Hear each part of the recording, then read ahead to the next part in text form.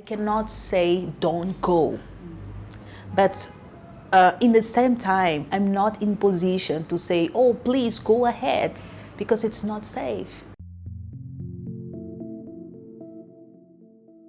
The first threat you can see in journalists is the safety. It's not safe to be journalist, even if you are just trying to do a simple job. But if you touch some sensitive issues, you could be a target. You know, it's not safe. I think that is my big concern, because I think that journalism is not a threat for a government, for companies, or for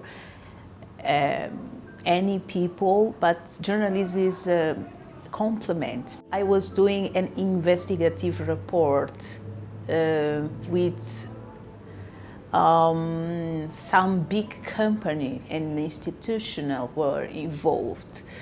So I was talking about a lot of money invested in some business, but I will talk also about many irregularities. I didn't feel this threat.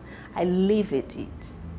You know, it's not comfortable to see it when you are doing your job.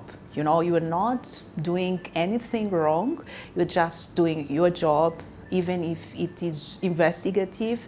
People should respect it. Companies should respect it. Government should respect it. In terms of press freedom, I had a bad story, recently bad story of a friend of mine. He was kidnapped, you know.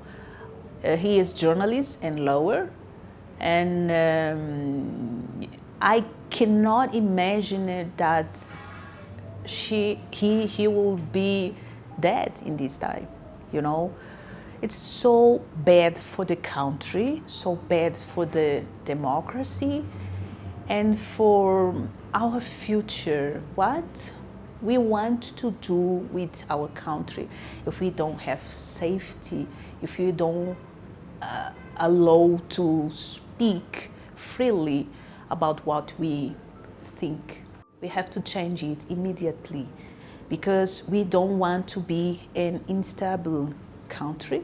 We want to be a free country, but not free like a country without war, but free a country without threatening, like threatening people that speak what they want to speak, like academic people, journalists, and anyone have a right of freedom of expression. Speaking about the freedom of expression and avoid to speak about women, it's a huge mistake, because women today don't have a voice in many media outlets because of culture, traditional policies. You know, you see a male-dominated industry, but also you see a male-dominated freedom of expression. I think that we should change it to balance